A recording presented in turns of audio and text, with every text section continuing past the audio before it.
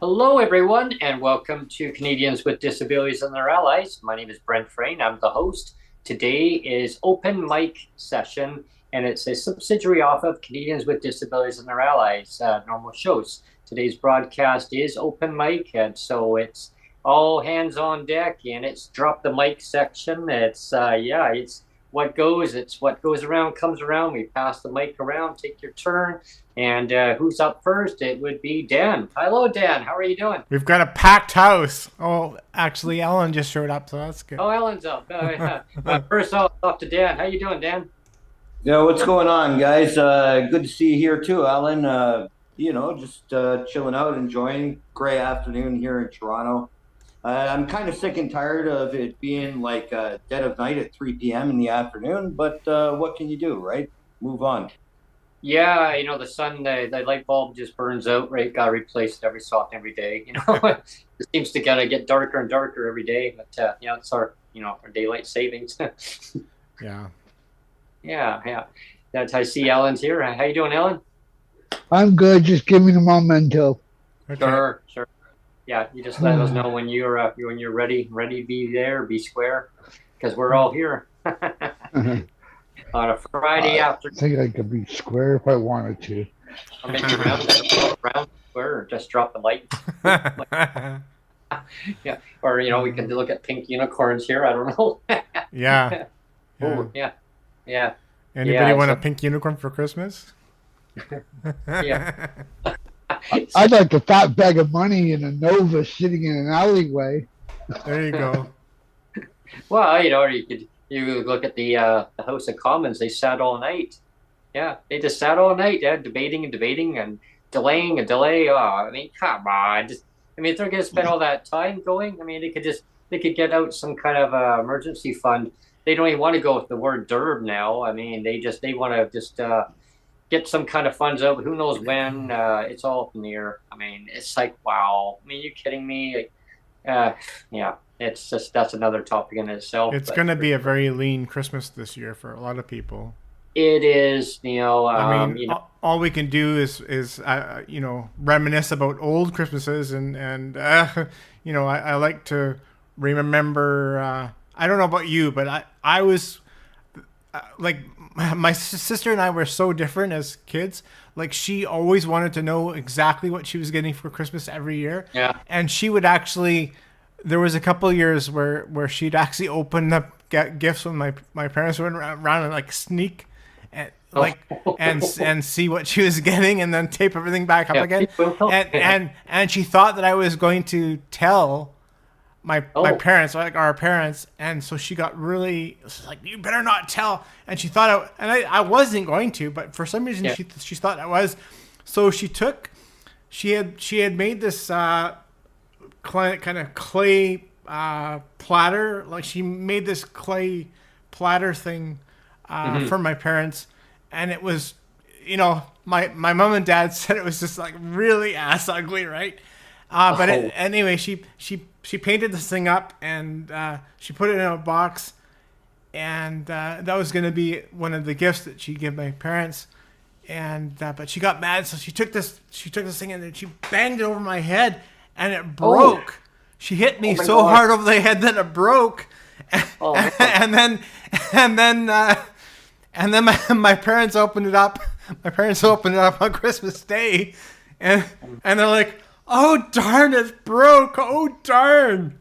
And then secretly, they told me afterwards, like, "Thank you for breaking it, having it break no, because it was like really, really ugly.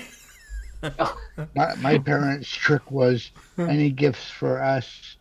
My dad would go down to the marina about 25 minutes away from the house, 30-minute drive, and he'd stash the presents on the boat in the yard. Yeah. So there was no way we could get them. Basically sticking it in your cottage, and then the strategy was any gifts from my mom, my dad would take me out, and any gifts from my dad, my mom would take me out, Right. and Yeah. kind of thing. Yeah. And I guess they did that with my sister too. I don't really remember. I just remember our house always being full because all my honorary uncles that were nearby were always like fellow professors and college staff. So like the house was always absolutely cuckoo. I was too young to remember, but we had an Irish Wolfhound Yeah. when I was little, and she was small by standards. She was still a 160-pound dog, and we had one Christmas. That's not My small. my parents. My mom worked at the theater center. My dad ran the theater program as part of being the chairman of the college. It was kind of his baby, though was in charge of many different areas of the college. He was kind of one step down from a vice president, which he ended up becoming. And we had gone to this.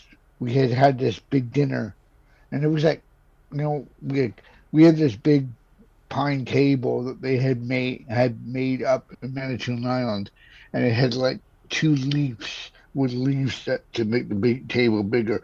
And we would always have like even chairs for the kitchen around that table. It was huge. And we had all jumped in a bunch of cars and gone to the theater program to watch Christmas Carol. Yeah. Which they had put on that year. And my mom had put tin foil over the turkey, and she'd put it on the furthest back counter in the kitchen. Not even thinking about it, just let's go to the play and come back and we'll clean up.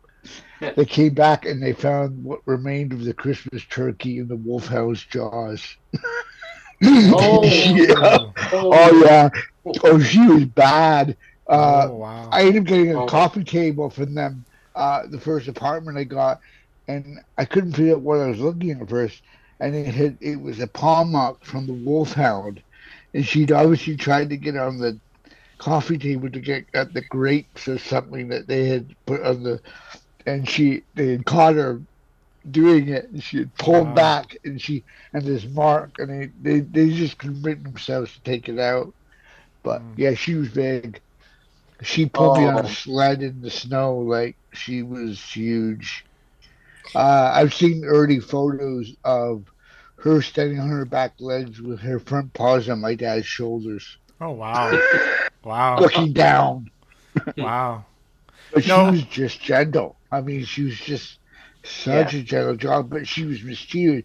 My dad had a Sears fence that Sears would come in and put it up, and they put this run that was the length of the house. It was an old farmhouse on the Lake of Erie, overlooking the lake, and the road to lead to the house was actually the back of the house. So the front of the house was made of limestone, whatever kind of thing you see in Maine, in the States, New Hampshire, kind of old limestone, similar to what they see in Kingston, actually, kind of the same stuff, and very Frank Lloyd Wright type old farmhouse type thing.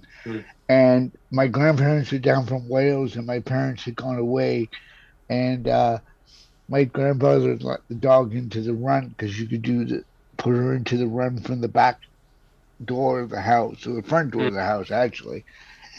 And my grandfather was watching, and she took a couple feet back to the furthest end. She took a run and jumped the 8-foot fence and took off down the beach. Oh wow! And stole burgers off her barbecue. Oh, she's bad. Flying through the air. Well, talking about Wolfhound. Talking about Christmas dinners, like that to me has always been the highlight. Like when I was growing up, it wasn't the gifts that I was gonna get. It was the Christmas dinner, because you get when I was, especially when I was young, it would be getting all of the cousins together, all of the aunts and uncles, and so it would be a pretty big table. You'd get like maybe 20 people around the table, and you know those Christmas crackers where everybody would do the crackers, and you'd wear the stupid paper hats, the paper crowns, and we'd all do that. So it was always fun. But I also remember too, like always getting, there was always those little predated all of the the Nintendo game stuff, because it was all just the singular handheld stuff where it only do like one thing, or you'd get like the Mr. Professor or the Merlins or the the head-to-head football and stuff like that. What was the spelling one? It was a machine that looked kind of like a tablet with a handle. Yeah, and it was had a interactive, and I forget what it was called, but it was like the hottest thing. Speak and Spell. It was the nerd. Yeah, that's what it was. It was like the nerd's version of a Cabbage Patch doll. Yeah, that was huge. If they were sold today as a tablet, like if they were a tablet back then, well, they were really a tablet back then, but they would sell, they'd be like, people would be lined around Best Buy for like hours. Well, I remember, Ellen, like I had so many people, like I never had one myself, but I had a lot of friends that had them, and I don't know if you remember, but you could actually type anything you wanted, and it would repeat it back. So you could actually put whatever word you wanted, which is like even naughty words, right? You can make it say like some really naughty things, and it would say it back to you. So it was quite entertaining. Check your list to see who's naughty or nice. Yeah, no, it was quite. Well, if you remember when, if I don't know if anybody here had the first gen iPhone. I had the iPhone 3 and then the iPhone 4 and then the 5S. But I think we had the. I think I had the 3 anyway. When Siri first came out to compete with Android, Alexia, or whatever it was. Yeah. Google's whatever. Mm-hmm. You could say the rudest things to Siri, and it would be like, "Please don't talk to me that way." I remember, back for like Christmas time. Kind of echo what Neil mentions. It's the favorite time of the year is, we had relatives over. My mom would have her brother. We'd go over to her brother's place and my aunt, so his wife and then I remember when I was a kid hearing them bickering back and forth, and he was a chef, and of course I guess it would be my cousin anyway. He was a head chef. But anyway, they would be back and forth. Oh, Charlie, stop it! Oh, and I was like, okay, Brent, I think it's time maybe you go into the other room. You don't want to hear the language that's coming out. I'm going, no, this is entertaining. No, this is not good. And I said, oh, well. And the children don't need to hear that. I'm thinking, oh, this is kind of neat. but that I remember, the whole family's all joining around in a table and then just having good times. And I mean, presents, yeah, like it was like, if it was there, it was great. And, you look forward to it. But I grew up, if the parents, they had something for the kids there is great. If it wasn't, I always had like a stocking, or sometimes until I became of age and saying, well, I saw my mom walking along one time. I remember waking up and going, well, what are you doing? She goes, oh, are you awake? And I'm like, yeah, I woke up. And she goes, oh, I'm just making sure that Santa Claus, is making sure it dropped off the presents. Oh, where's Santa? my parents tried to put a bunk bed together in their bedroom downstairs because we lived in a ranch bungalow. And they discovered they got this bunk bed together, and they discovered they couldn't get it upstairs without taking it apart. Oh. It was Idomo though. It wasn't in IKEA. It was Idomo, which was IKEA's Canadian competitor before IKEA really became big in North America. It was the same stuff, white linoleum with chipboard, but it was hilarious because they could not. They had to take this bunk bed apart and then reassemble it in my room. Oh wow. Well done, Dad. Hey, Dan, what are some of your great memories of, or like, things over Christmas time, over the season that kind of stand out? And Do you get a gift that you remember? A standout gift that you remember? something that stands out, just for you. I mean, yeah. I don't have a standout gift, but I do have a memory of when I actually, and I hope the kids are plugging their ears, but when I actually knew that Santa Claus might have been a myth. And if my mom's listening, she'll remember this and tell you, like, how the hell does he remember? But at 6 years old, we lived in a basement apartment, and all my brother, me and my younger brother were sleeping on a bunk bed, and I believe my older brother and my mom were in another room. And my mom was trying to sneak some gifts down to the tree, right down the hallway. And unbeknownst to her, there was a little ledge that she might have tripped over. So all the Santa Claus, and she had the whole beard, the hat, everything on, and everything fell off. And to this day, at 46 years old, I actually remember that. And it was like, how do I process this? Is there a Santa Claus? Did my mom just mess up? What have you? As that was my memory.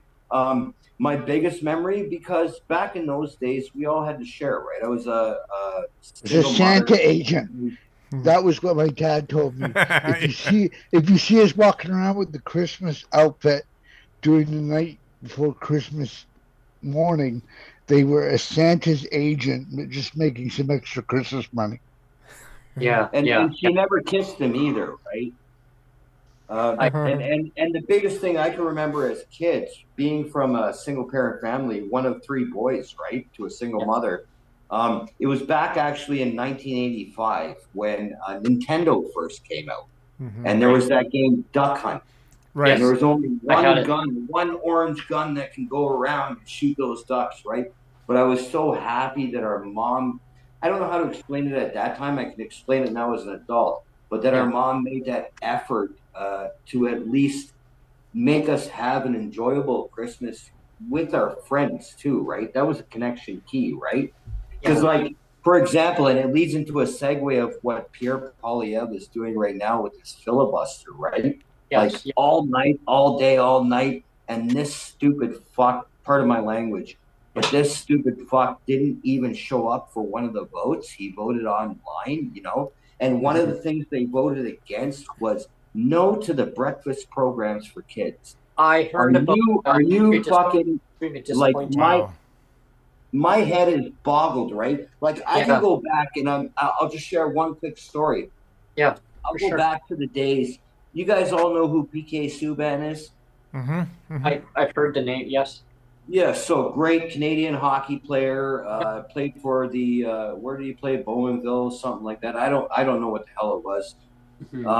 But his father was my grade 6 teacher back in the day, and you guys can check this out. Cordella Junior Public School, and this was my first introduction into breakfast programs, right? So I was there with him, big man, big strapping man, 6'4" or 5, and we were handing out juices and such.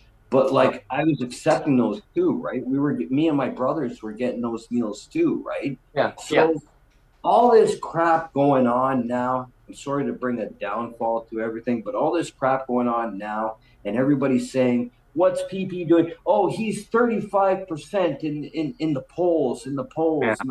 What? Who are you polling?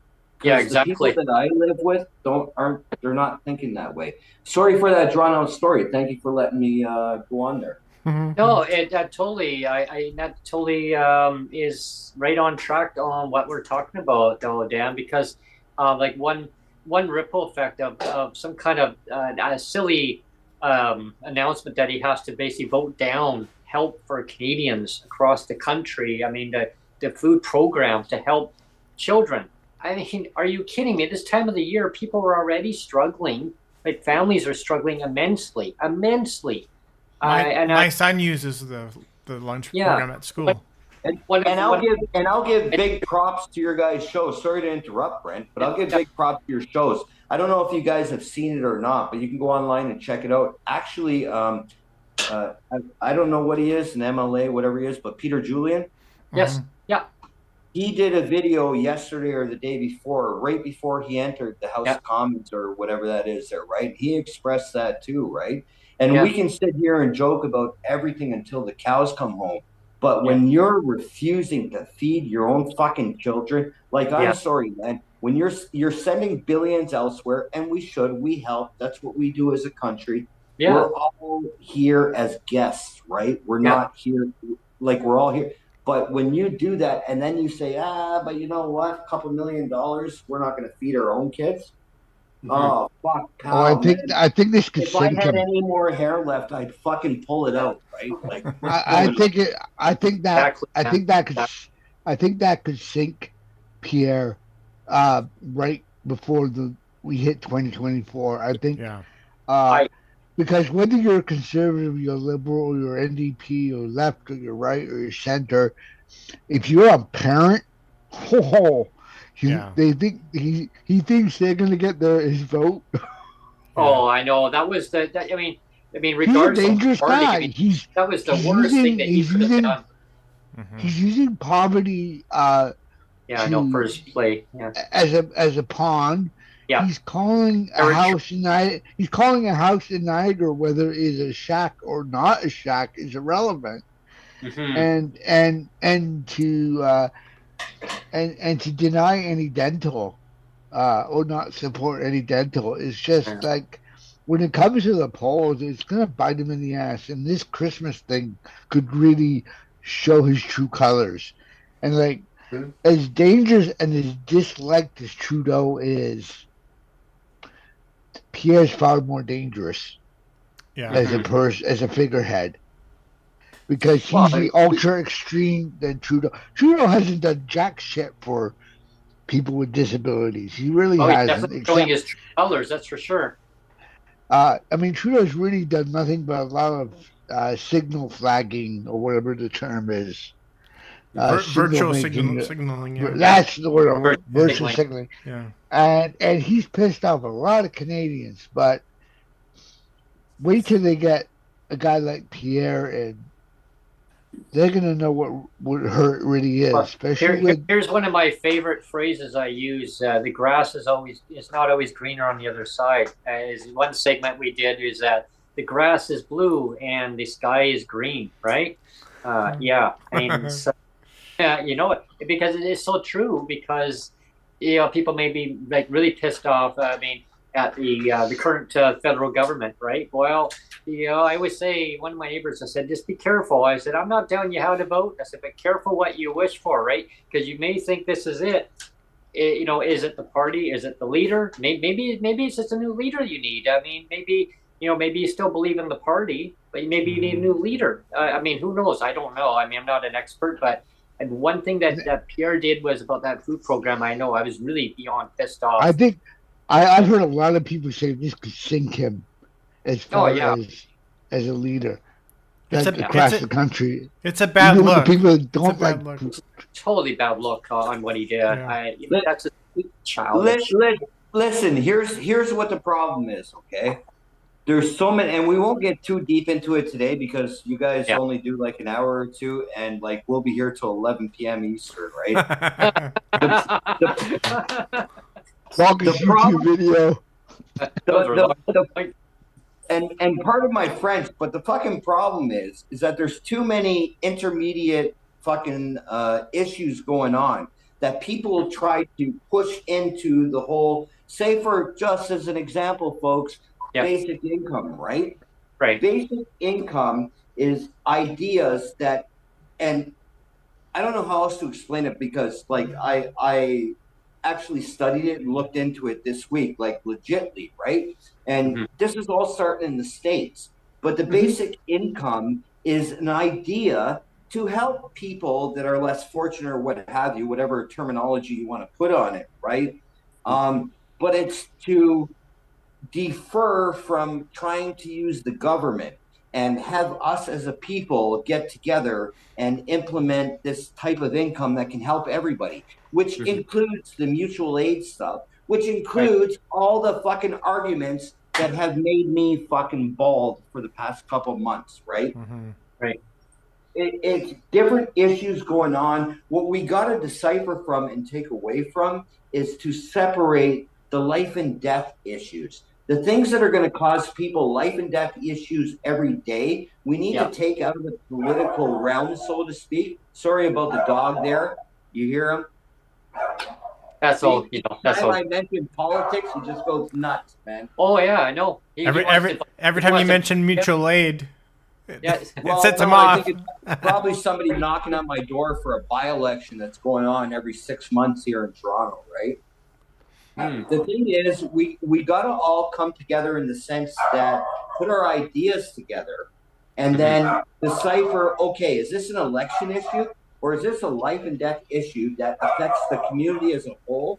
And we got to help each other. I'm going to fucking mute right now because this guy is going to clear your microphones. Yeah. As soon as you mentioned the word pee-pee, the dog started going. Yeah. Dog was like, "Hey, I'm counting on those breakfasts." Yeah. Hey, you cut my food program. Yeah. Yeah. You know, and it's Thanks it's for the like trickle down. well, you know, Ellen and Dan and you know, I mean, it's anyone watching it. It's like the politicians love to change the channel. You know what I mean? Rather than like let's focus on like when I'm saying the ones who have a narrative of changing the channel. Well, this is how it's going to affect Canadians. We got to get all this going. Well, let's focus on the now. Like, how are people suffering now? What are you going to do now to help people? Oh, no, I hear you. There's more to do. How about now? Like, let's get the help out now to people. And that narrative, I mean, we can spin that narrative right at them, and they're like, "Oh, I got a song we can all sing. I'll have a blue Christmas without DERB. We'll have a blue Christmas without DERB. No decorations on the tree, 'cause we can't afford anything." It's like I told you guys months and months ago. Yep. It's going to be an election issue. And until we hit an election, you ain't going to get shit out of none of these people. Thank God here in Ontario, to add to Mike Schreiner, we actually had another by-election for an area. I don't remember what area it was, but a Green member got in. So we now have 2 Green members here in Ontario. Yeah. What the fuck do we do, man? What do we do? You know what's ironic, Dan, is I remember I was just thinking about this last night about that DERB, and I was thinking about this, and I thought I remember saying something about that is going to be an election issue. I think way back when I used to do the Twitter Space open mic, right? I think I remember saying, and then I thought, wait a minute, I did, and I thought it's going to be an election issue. They're going to drag it out. And I didn't want the, you know, I'm thinking, well, maybe I'm wrong, but I'm thinking, no, the back of my mind says they're going to drag this out and go, oh, we actually hear people need help. No, yeah, we're going to now make an announcement. They're going to wait until the very last minute. You're right. Yeah. They have to drag it out to an election issue, and I'll tell you why, right? Take, for example, I don't know how, sorry, I got to put him down. I don't know how closely you guys are following it there in D.C., right? But the Liberal leadership race that just happened last weekend here in Ontario, right? Bonnie Crombie won, right? The mayor of Mississauga won, right? That happened. What the fuck are we doing to teach anybody what else is going on in the community? What are we doing, right? What can Bonnie Crombie do? Everybody is saying, oh, well, she is 33% in the polls, and the PC Doug Ford government is 35% in the polls, right? Okay, that's great. Here's the problem. Number one, the Ontario Liberals don't have an official party in the fucking legislature, man.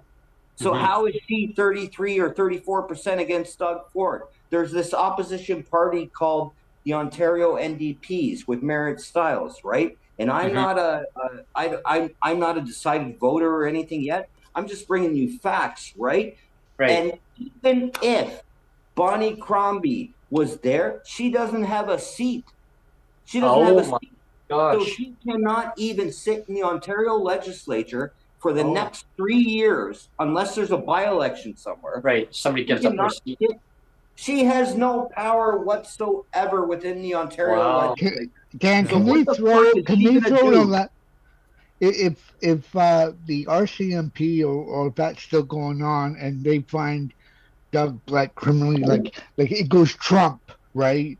Where where where he's where he's taken down. Let's say, for example, they find that Doug Ford isn't fit for office from a legal standpoint of view, and they can an election be put in place before it's actually due to happen?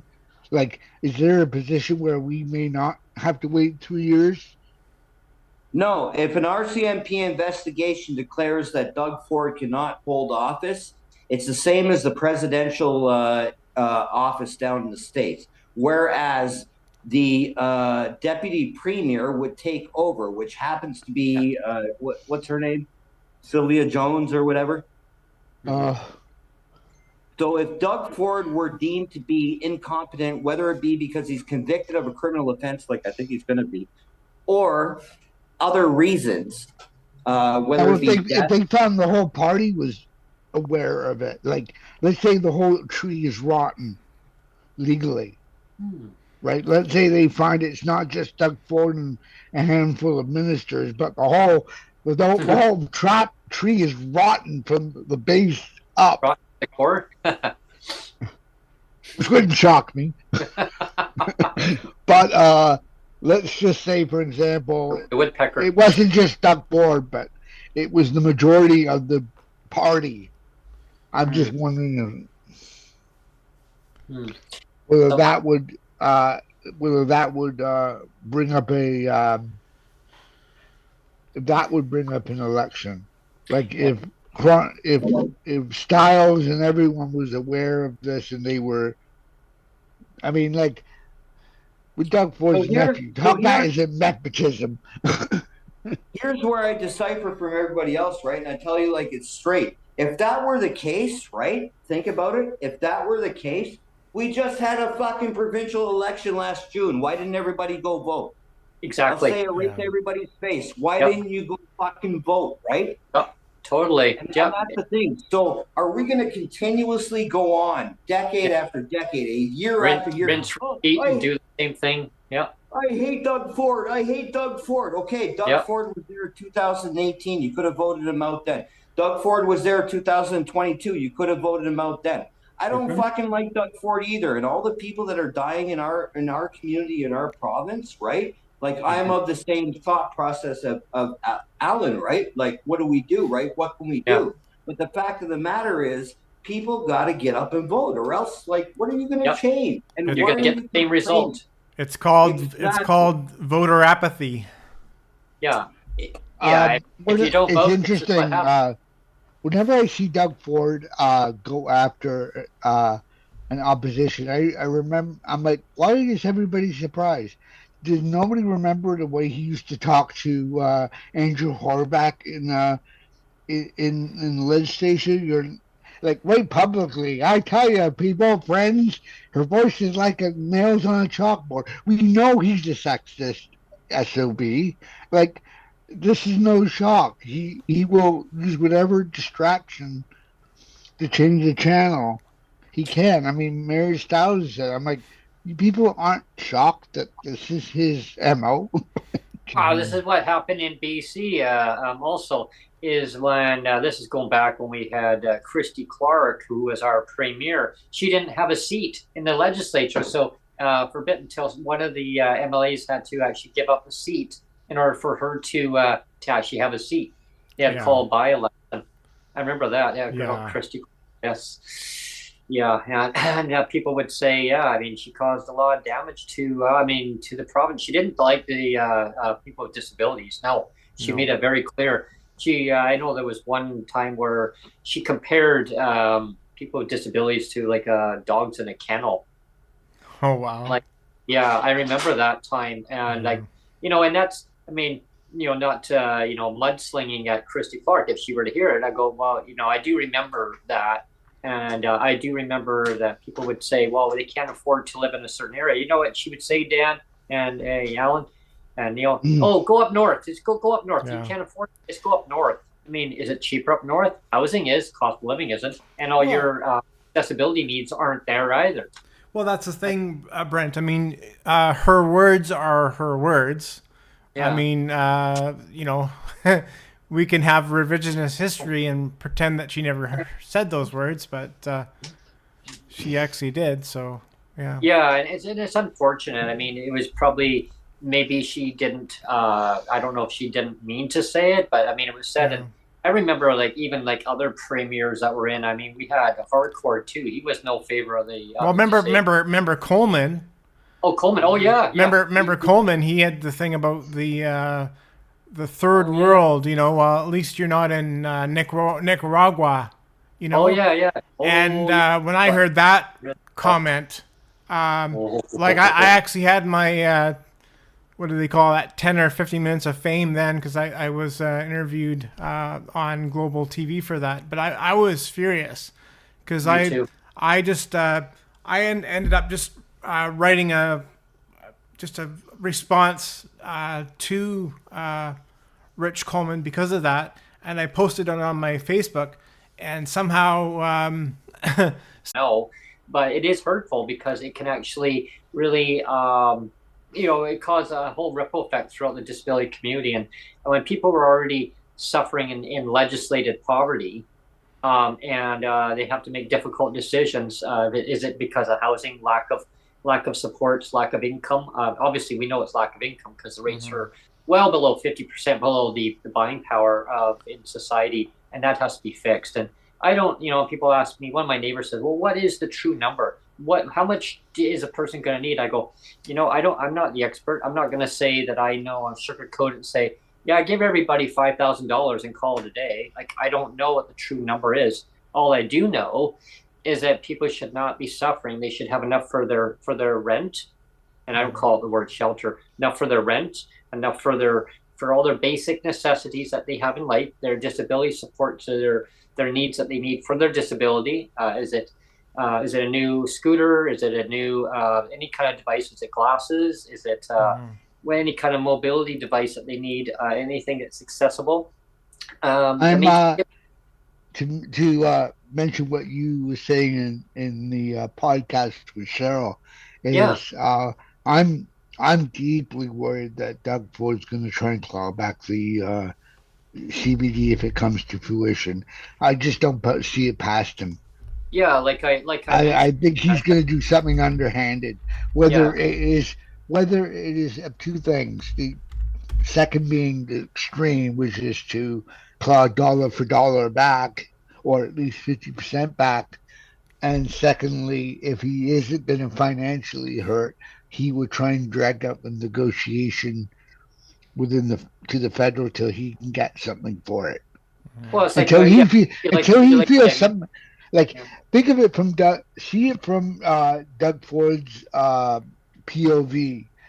Um, Here I'm gonna allow people on disabilities to get a benefit that will raise them up from poverty.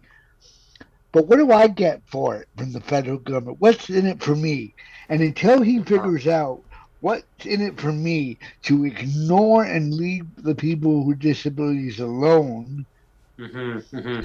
he is going to try and throw up whatever kerfuffle he Mm-hmm. can create to make that more painful. Because I mean, they might raise ODSP by $1 or two here and there in the next year or Oh, so. But if he can be a gatekeeper to mm, letting to the benefit actually getting to people on ODSP, he will. right. Unless the federals say, okay, if you leave the people with disabilities alone and don't claw back the province, people, we'll do this. And until that happens, you're Well, going to see a big. that's my main concern. That's a real concern I have. with the longer that the feds wait on and they tiptoe around and we have to study and then restudy and study again and study and beat that horse down to a pulp with the Canada Disability Benefit. I mean, wow. If it was their wages, oh, trust me, they would have it out real quick. They just want to make it as an election issue. I know that. And then they'll blame the other government, whoever gets in.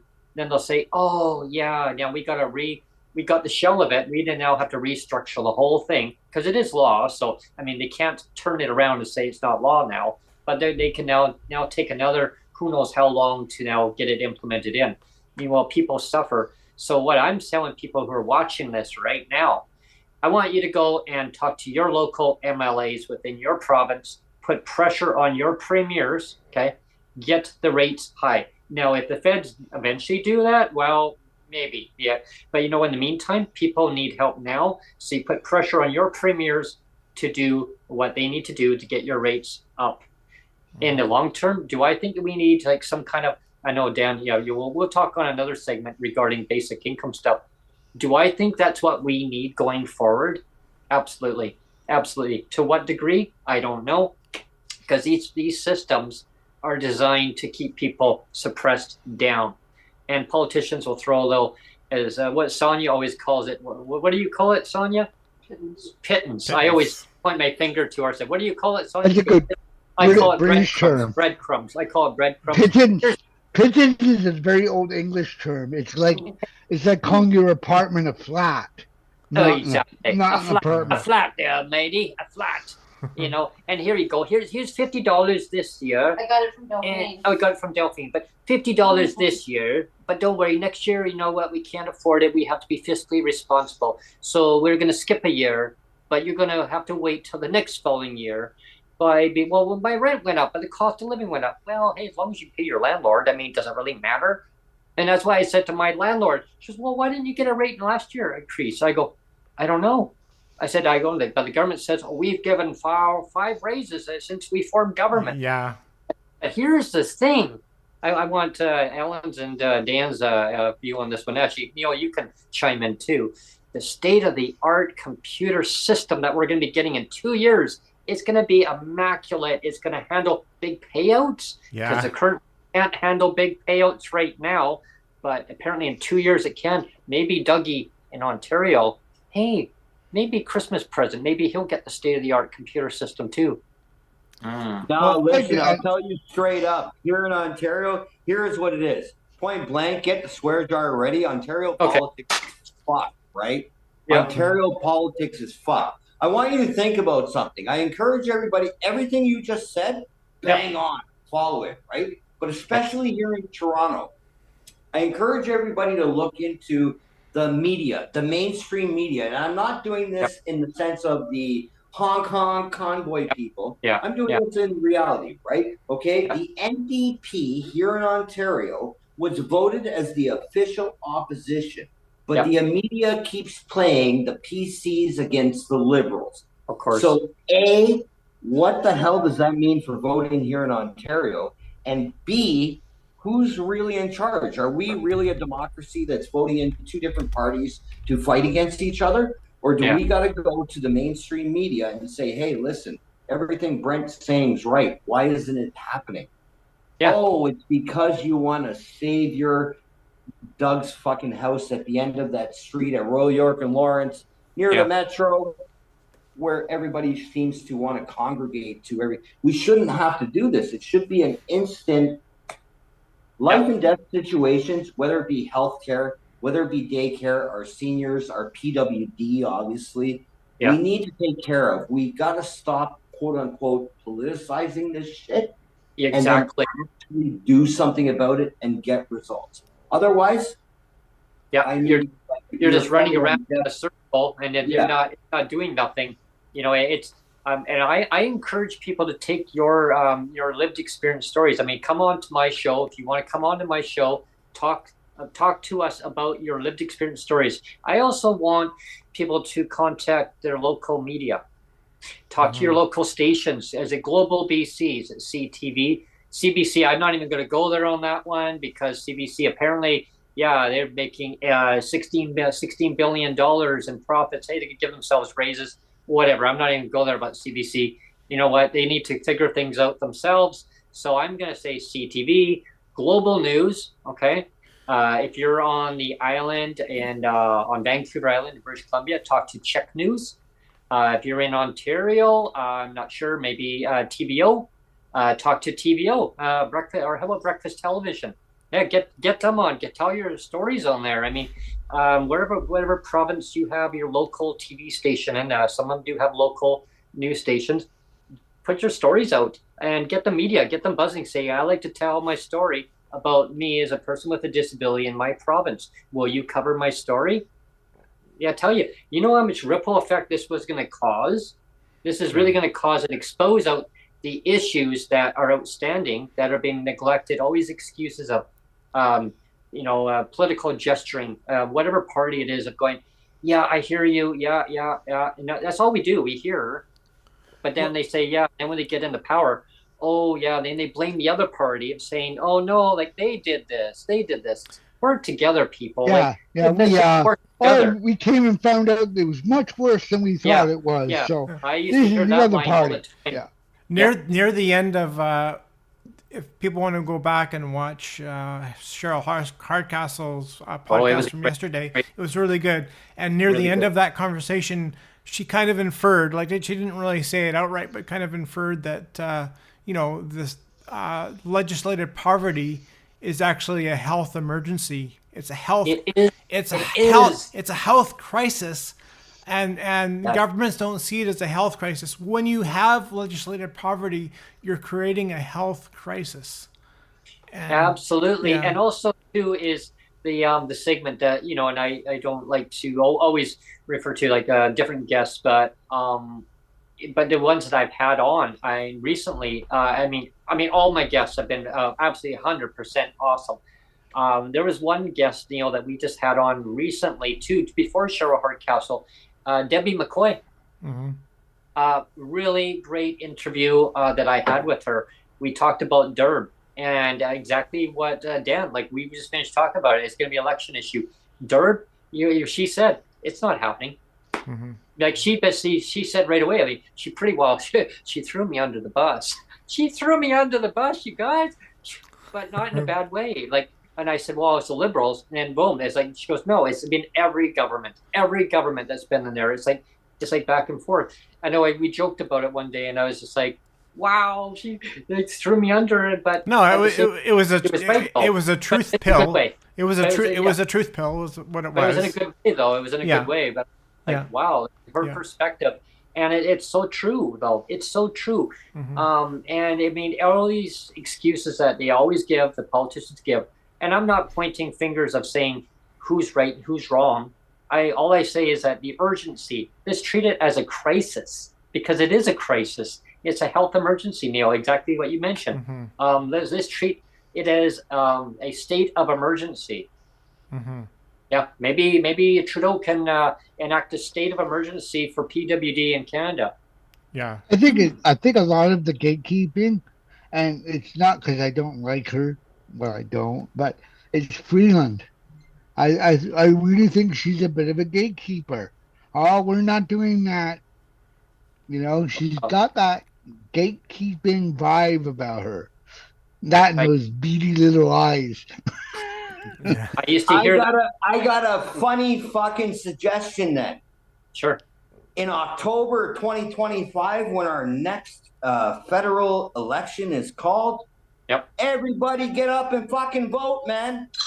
Bingo. Oh yeah. Ding, ding. I like that. See, the phone's ringing already. Get up and vote, because unless we get up and vote and make your voices count, and unless you make it count, everything we talk about doesn't fucking matter, right? When there is people, it's 20, 30, whatever percent of people voting in elections. And then you got 80 to 90% of people complaining. Something's not adding up. Get up and vote. And like I said, the most important thing is the life and death issues. LTC homes, seniors, kids, breakfast programs. Get a hold of, like I said, Carl Subban, PK Subban's dad. Tell him Dan Trade sent you. He'll accept you.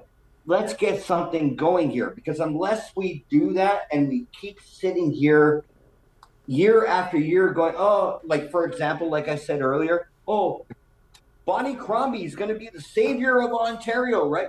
Bonnie Crombie doesn't have a fucking seat in Parliament, man. When are people going to get their heads screwed on? And I'm sorry, I can see Neil there chewing his bottom lip, going, "Dan, don't." But like it's That's the the jar total, right there. yeah, it's the totality of it. Like Bonnie Crombie, great person. I know her from this area, not personally. I know her work in the community in Ontario, what she's done. Great person. But what the fuck does that do for the rest of Ontario when you only have 8 seats in the fucking legislature and you need 12 to form an official party to even have a say in the matter? Right? Let's get with reality here, folks, right? And work together to achieve goals to make sure that the community thrives as a whole. You're welcome, Neil. See you later.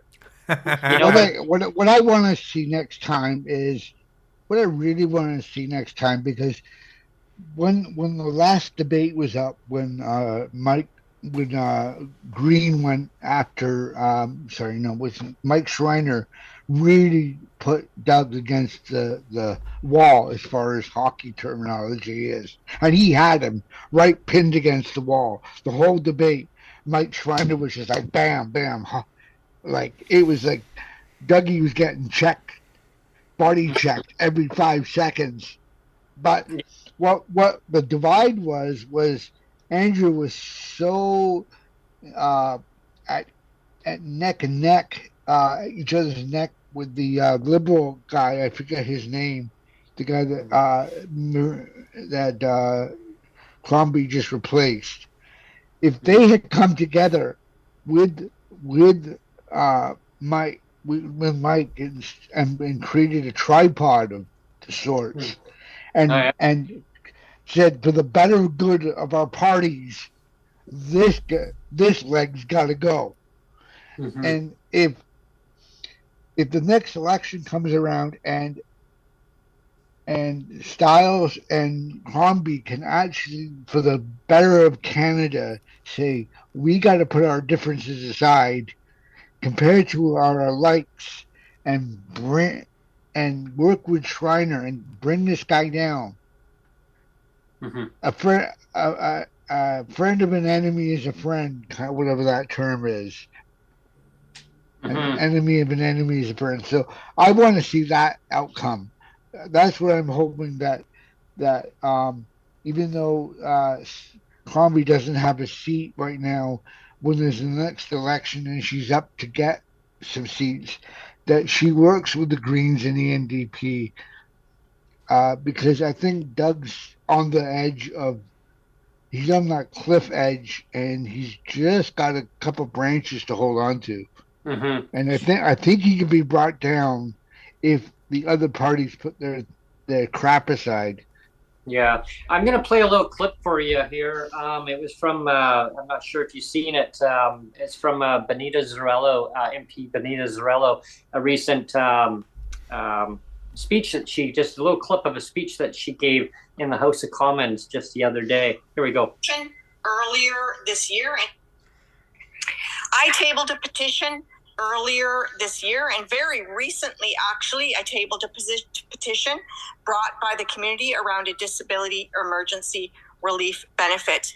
And this week, the government responded that given limited resources, they have limited resources, Madam Speaker. Rolling out an emergency relief could have an effect on delaying the Canada Disability Benefit. Madam Speaker, that's an insult to persons with disabilities that the government would leave that response, because it's the government that's delaying the rollout of the Canada Disability Benefit. I tabled a petition earlier this year, and very recently, actually, I tabled a petition. Yeah, so she tabled the position, and well, I mean, they're basically saying they don't have enough resources. Really? Federal government doesn't have enough resources. Well, that's like saying, I'm sorry, I can't afford a glass to pour my milk into. Hmm. No, you know what it's like. There's a Seinfeld episode where this woman goes into the restroom at the diner, and Elaine's in the next stall, and she's like, "There's no toilet paper. Could you share?" And the lady's like, "I don't Oh, have a square to spare." I remember That's that. what Yes, yes, that's what it's like. And then you see Elaine running out of the bathroom with like rolls of toilet paper. yes, or the yes. one about the car reservation. The whole point of a reservation is to You know hold how the to reservation. Yeah. you know how to get the reservation. You just don't know how. Yeah. And that's You don't what know how the to whole hold the reservation's reservation. about. You got resumes all over the. Or here's another one. Oh, someone goes into the restroom and looks for a toilet, but I have to go, but there's no toilet. Yeah. Sorry, we can afford to install one in. Mhm. My friend Jordan and I, we call ourselves Seinfeldologists because we know more about that show as far as what to quote from. That we'll use it in a meme, Oh like yeah. we're not snobby people at all. We're completely opposite. We're very almost hippie-ish, but when it comes to coffee, we do Oh not yeah. condone with the Oh, Folgers instant coffee. Mhm. We no, there's a line. It's a little bit around the Tim Hortons and above line. It's not quite the Starbucks line, but we are snobs when it comes to good coffee. Yeah. So, uh, like she said, like, oh, I'll come up before Christmas and hang out with you, watch the show, and I'll bring breakfast and coffee, and I'll be like, I got coffee, and it's not that Folgers Bookman coffee either. Yeah. And then when I throw comments as an example, we mention these comments. I mean, yeah, like Bonita's not wrong. She's not wrong on that. It's like it's a total disrespect from the feds to not deliver some kind of help. I mean, is it the word DERB or whatever they want to call it? They just get the friggin' help out there. I mean, they can call it the peanut butter fund or whatever it may be. Yeah, they could have put a one time. They could have put a one-time $1,000 Yeah, Christmas benefit out. it's difficult. Even just to distract people Yeah. with disabilities for at least a couple months. Yeah, Well, at least they gave everybody on with a disability $1,000. they give themselves bonuses, though, Ellen. They have no problem giving themselves bonuses. Oh, here you go. Oh no. Yeah. Well, and sort of like my closing, right? I'll just say that, like, Bonita Zarrillo, I love her. I watch some of her shit and all the things you guys post and everybody in the group. I watch it. I hate to be the bearer of bad news, right? But the NDP and the Greens, like, especially when it comes to federal and provincial politics, have no fucking pull, man. They have no pull. They got no bark. So there's no bark in their bite. So when you have media and everybody else only plugging Justin Trudeau and PP this, Trudeau this, and PP that, right? It's all liberal PC. Nothing fucking changes, right? So we got to get more people on board of listening into the facts of what's going on. And like I said, we have a second person in the Green Party caucus, if you want to call it that, in Ontario here now. So it's awesome. But until that changes, and until the continuous media PC liberal crap changes, nothing's going to change, right? You got to keep your voices up and heard. And if it's only one-sided narratives, nothing is going to effing change. Nothing. Yeah, it's unfortunate too, right? It's because I know like there's some real powerhouses there that want to get their words, their narrative out there to really saying this is what the disability community needs. But if the other ones aren't listening, if the government that in power is not listening, and it's like deaf ears going, they're putting their video out there again, and and they go, oh yeah, that's nice, But the problem too is that the NDP don't realize right now with Trudeau's unpopularity, is that they have more leverage than they think. They're just not exercising it. Like Jagmeet could say, either you put the disability benefit out, or we're going to vote a no Non-confidence agreement. Yeah. non-confident. Yeah, even if he's bluffing, Yeah. Trudeau can't risk. Trudeau Yeah. can't risk taking a gamble on that, and I bet you the CBD would be out within months. Oh yeah. If Jadman got up tomorrow and said, if you're not going to vote on reeling in these grocery guys, we're not going to vote to support you unless the disability benefit is put on the table. I think I was talking to you about that one day when I was. But he's not. Like the first time he mentioned anything about disability was just the National Disability Day. I saw that. I think right. That's the first time he. That's the first time he said "boo to a goose." 700. The first time he said "quack" in any verbal public. Like I've seen him in the background where Bonita's talking, and he'll be nodding his head and clapping. I've seen that, but he's never said anything at all. Verbally, actually coming out and actually say something.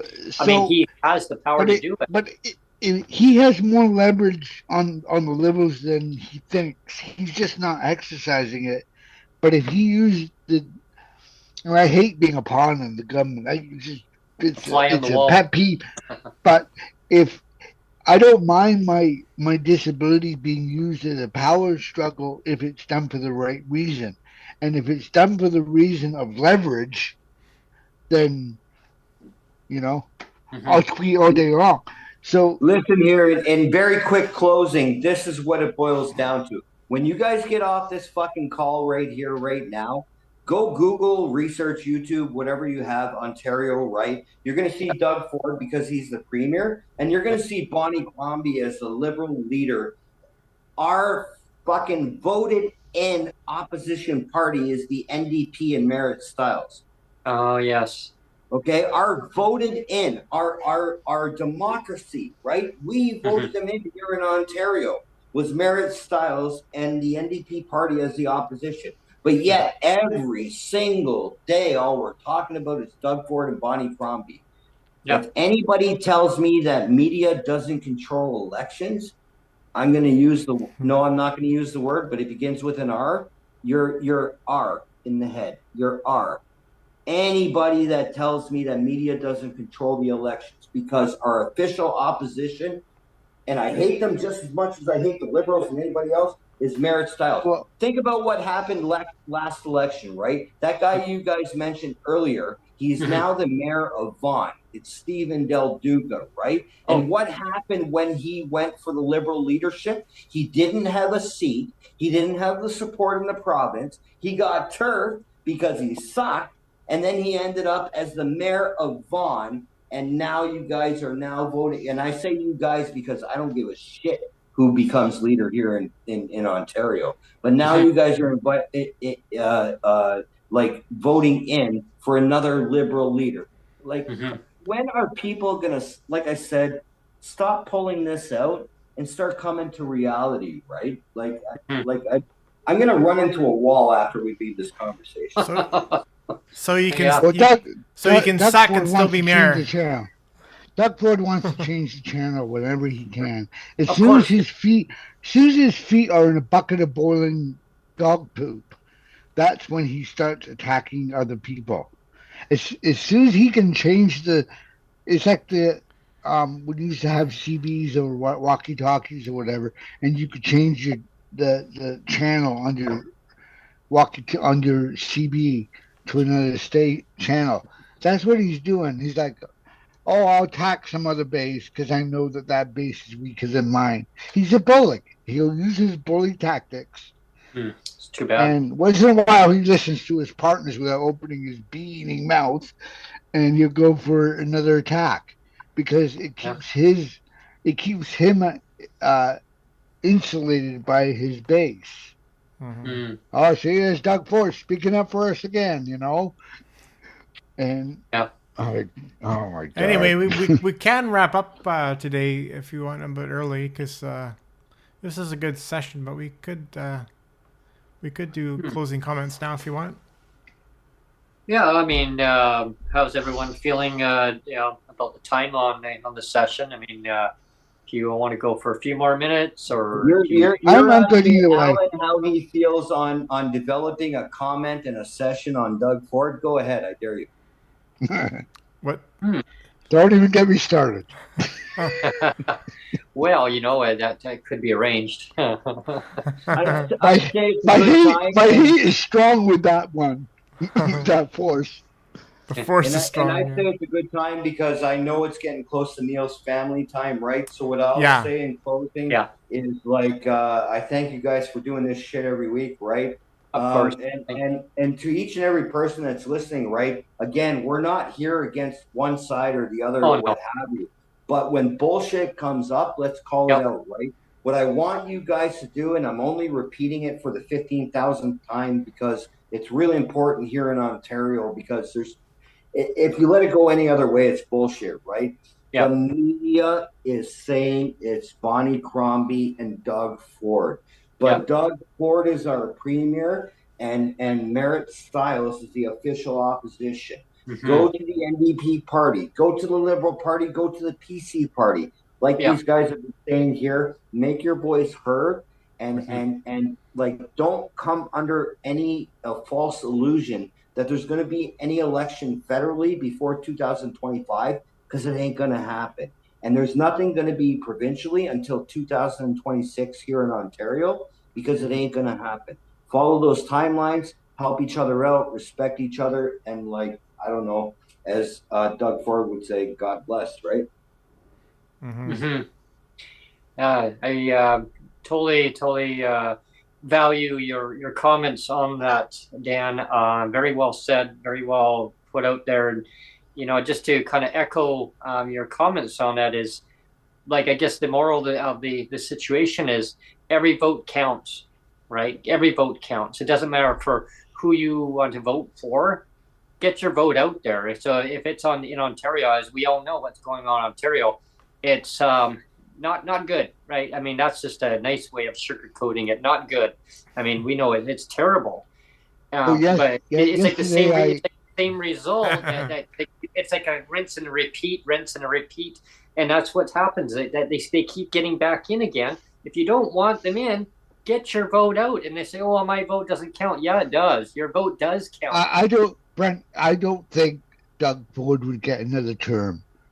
That's my gut because he has pissed off even conservatives because they're going, oh, here's our golden boy, the premier. But he's done things to Ontario and he's lied to people straight to his face, especially with the Greenbelt. And no matter how conservative you are, he's actually done things to harm his own base by Mm-hmm. not being truthful to them. They won't forget that. Conservative.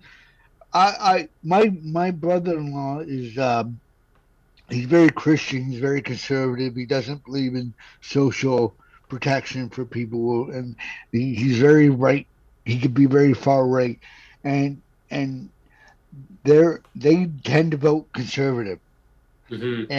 And when they're being lied to, they do not like it. No one holds a grudge like a conservative person.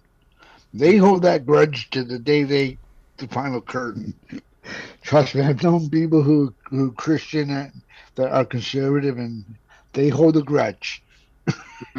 Yeah, we just have to start Oh, holding these politicians accountable for their actions. well, They that's what are- I'm saying. I'm saying I don't think if there was an election tomorrow, I think Doug Ford would do very badly in the polls, even with his own Hey, base. listen, that fact, and I'll leave it at this, but and you knew that was coming, Neil. I could see you Yep. tensing up Yep. there, buddy.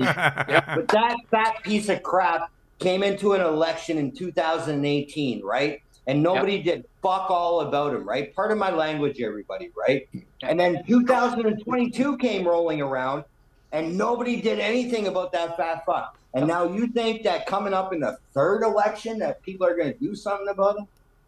I hope so, man. Yeah. So, yeah, me too. Come on, man. I'm Oh, like he you, was. Ken. I'm like, He was.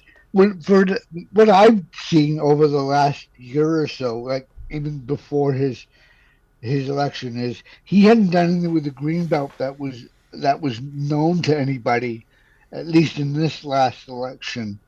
And now he has, and he's under investigation, which means he's kind of fallen from grace as far as people's perception is now, which is good because it puts him on the cliff holding on to a couple of weeds.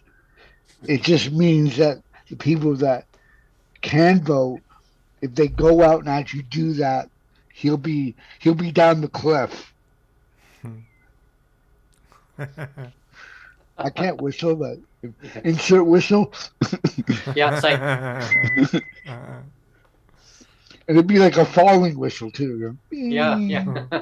Boom. It's like Roadrunner, or the sucking in bees sucking in bees all the way down, right? Yeah. Oh yeah, exactly. Maybe I'll swallow some more bees.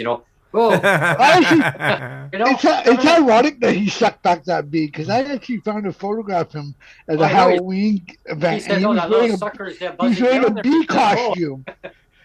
I'm like, he's wearing a bee costume and he swallows a bee only a couple months.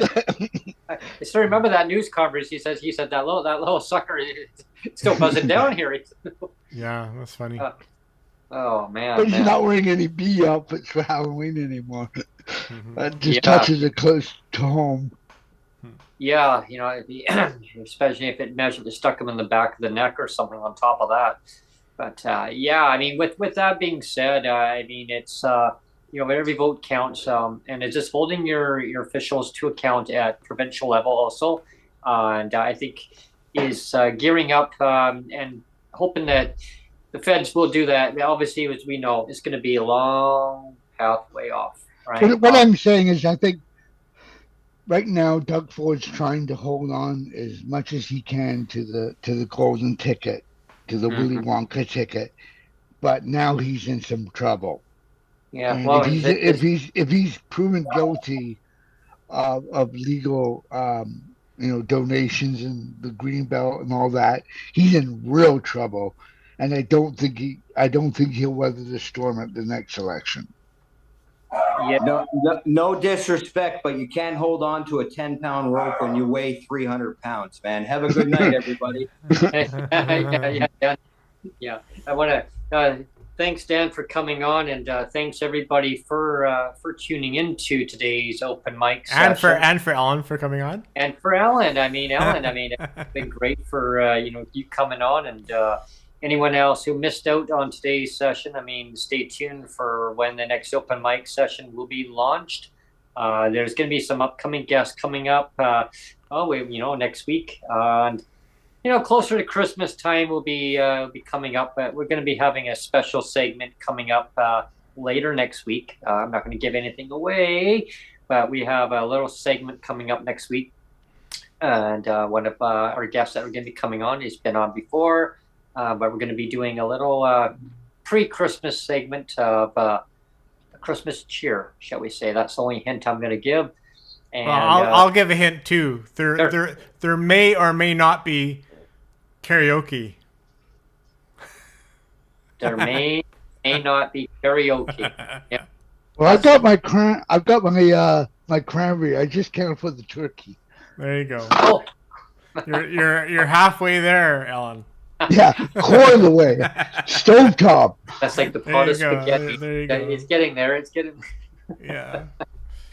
Yeah. I hope I'm not sitting in my apartment watching Seinfeld on Christmas Eve. That's all I hope. Yeah. Yeah. There may be but stay tuned. There may be a special segment that evening or sometime that day, probably that day of the evening. And stay tuned on that one too. Which day? The Christmas Day? Yeah, no, the evening, the Christmas Eve. Christmas Eve. Oh. Christmas Eve day. Yes. Okay. Yeah. Okay. Not That's Christmas the night Day though. before Christmas. No. We're giving our secrets away, Brent. Oh yes, but we won't say what it's about. So. Okay. It's the night before Christmas. Not a noise in the house. Except a bee eating. Not even a mouse. Yeah. Actually, that was an idea I had. I don't think there's enough time, but I actually had thought of an idea of getting all of our PWD allies to recite a line of "'Twas the Night Before Christmas." So like you could start, and then me, and then Dan, and then Ellen, and kind of go all. But there's not enough time, so maybe we'll do that for next year. But that would be kind of fun. What's the political term? We'll table that. Yeah. Actually, you know what we could do too on that is that when we have different ones on, just record that one little clip from each person when they say that line, and then paste it all together. Yeah, that could be done too. That was kind of my idea, but I think we've kind of we've lost that window now. So we'll maybe do that next year. Yeah. Well, we'll see how. Yeah, we'll see how the timing goes on that. But I mean, looking at the calendar. I mean, just to give people a heads up of what's going on. I mean, you could go to daddybentlegs.com and look at the calendar. I mean, I can read you out here. Well, even just go to the bottom of this video once this video is posted. If you go to the bottom of the video, there's a PWD Allies calendar link on the bottom of every video now. Mm-hmm. So you can see we have our disability stories next week, next Monday, and Tuesday's already booked. Wednesday's is a no-go. Thursday we have a show, and then there's nothing again until the 19th. Now pending the open mic, stay tuned because with the season, lots on the go here. But when there is an open mic, Neil will send you out the invitation, so you will know. And if for some reason there's a show that you want to tune into and then you have subscribed, it's going to pop up onto your mobile device, whatever it may be, and you're going to have a notification saying, hey, the show's on live. Wow. So just tune in, send in your comments. You want to be a next guest on the show, definitely reach out, and we'll get you all set up. We are booking into after Christmas. There is a couple spots that are available, just a little FYI. Yeah. We got the 28th and 29th available. So so far they are up for grabs. There is a couple guests that Neil and I are trying to reach out to fill that spot. So far they haven't jumped at the opportunity. I'm still hoping. Well, I'm hoping that they will, but if they don't, and it gets closer to that time and you do want to come on, definitely reach out. And if it's still available, you will see on the calendar. That's the key thing. Check the calendar, because that way you're going to know if it's filled up or not. I mean, you could reach out to me and say, hey, is it available? I would say, well, have you checked the calendar out? Now say, oh, no. Well, that means that you haven't subscribed, right? So it's I've had that happen a few times, nothing major. I just encourage people to subscribe. You like the content that you're seeing and that you're hearing when you're using on podcast, Spotify, wherever you find it's available, suitable for you to listen to offline. That's awesome. I mean, I've checked out my own podcast and listened to it. I'm like, hey, this is pretty cool. Even if like I've said before, even if you didn't want to subscribe, anytime you leave a comment, anytime you leave a like, it does help the channel metrics. So it pops push it out there. Yeah. It kind of pushes out on the algorithm. Look, it's funny because I was watching a bunch of old Fiat Spider videos. It's an old Italian sports car, like an Alfa Romeo, and then I stopped doing it. And then all of a sudden, like I watched one, I think that was on an episode, like a flip a car kind of thing, where they take an old car and they restore it, and they have X amount of dollars to spend on it, and then they have to try and make a profit on it after. And then all of a sudden I'm getting like all these Fiat Spider videos popping in my algorithm. I'm like, I just wanted to watch one. But that's kind of an example how YouTube works, right? Yeah. It's amazing of content that is available out there, and I gotta say again, and people who love the show, you want to subscribe. If you want to be a donor, if you want to donate, you love what you're hearing, you say, you know what, I want to help these guys out. I love this show. I want to see this really, really successful. Hey, we're not going to say no. Yeah. Neil, what's your email address? They can reach out to you. My email address is neeljm.nm@gmail.com. And the thing about the channel here, and we don't talk about it very much, but it does take a fair bit of technology to keep this show going. I mean, I have my computer, but we also have a couple of different software licenses. The software licenses cost money. Just the Zoom license alone, it's coming due in January. That's going to be a $200 bill just for the Zoom license alone. So again, and like we never put out a lot of calls for money, but if anybody can even just even give us like $5 or something, or $2 towards anything, even like $2 helps. Yeah. Imagine if there was 100 people and they all gave $5. Yeah. I mean, yeah. Or even $1 or $2. Yeah. Or $1, $2, whatever it is. Yeah, definitely. I mean, it all adds up, and it all goes to great content that we continue to put out there, and having great guests on to talk about lived experience stories, and our new segment that we have on Monday it's great. It's all about hearing about what people go through on a day-to-day basis, and guests talk about that in on their own segment that they come on next week. Actually, I have two guests that are coming on. They were going to be supposed to be coming on before, but they're going to be coming on next week, and I'm quite excited to have them on. They want to talk about their lived experience story. They're not going to be on the Monday segment. We already have that one booked up for the disability story, but they're going to be telling their story on a separate segment, and it will be broadcasted live, so people can send in their comments. I'm not going to give away what their story is about. I already know, it really touches me close because Sonia and I actually knew like them. Well, I mean, we know them, but they moved away, and so they're going to be definitely jumping into that, and that will be on Tuesday, next Tuesday. So looking forward to that, and like I say, there's lots more opportunity to being a guest on the show. If for some reason this year doesn't work for you to come on the show, we have spots already filling up in January. Like we've already got a guest. Season 2. Yeah, season coming 2. Soon. Yeah, coming soon to a YouTube feed near you. Yeah. YouTube. Anyway, Thank you everyone thanks for tuning in, everyone.